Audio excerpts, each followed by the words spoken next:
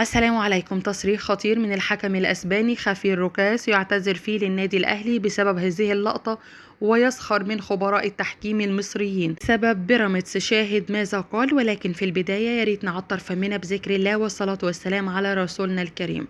بعد فوز الأهلي على بيراميدز ب3 أهداف مقابل هدفين، فقد هاجم خبراء التحكيم المصريين الحكم الأسباني خافي روجاز الذي أدار هذه المباراة بسبب ما يقال إن هو جامل النادي الأهلي على حساب بيراميدز. فقد دخل على الخط الحكم الأسباني وأدلى بتصريحات نقلتها قناة الشرق الإماراتية وقال: لقد اندهشت من كمية الهجوم في الإعلام المصري على شخصي، وخاصة خبراء التحكيم المصريين الذين قللوا منا كحكام وكمان سوءوا سمعتنا، كما يقال إننا جاملنا الأهلي على حساب بيراميدز.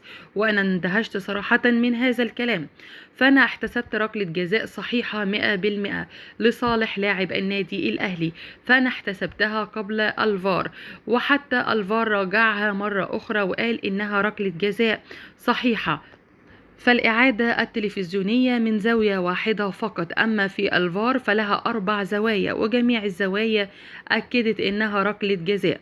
فالأهلي هو الذي ظلم في هذه المباراة، فأنا لم أحتسب ركلتي الجزاء صراحة للنادي الأهلي، منها ركلة جزاء في نهاية الشوط الأول لمدافع النادي الأهلي الذي كان في منطقة جزاء بيراميدز عندما دهس قدمه لاعب بيراميدز، فكانت هناك ركلة جزاء صحيحة، ولكن الفار لم ينتبه ليها وأنا لم أشاهدها صراحة، وأنا أعتذر للنادي الأهلي على هذا الخطأ الفادح.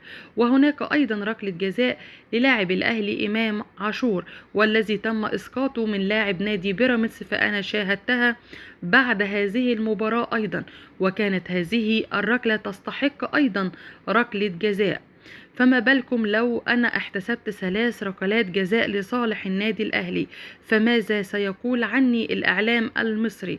أظن أنه كان سيقول إنني بعثت علشان بس النادي الأهلي ومن أجل النادي الأهلي، فالأهلي هو من ظلم تحكيميا في هذه المباراة، وواجب علي الاعتذار للنادي الأهلي عن هذه الأخطاء اللي تكاد تكون تحدث في التحكيم أو تحدث أيضا من بعض الحكام. لكن بيراميدز أدار المباراة وكان لا يستحق أي ركلة جزاء، بالعكس كان من يستحق أيضا ركلات جزاء هو النادي الأهلي.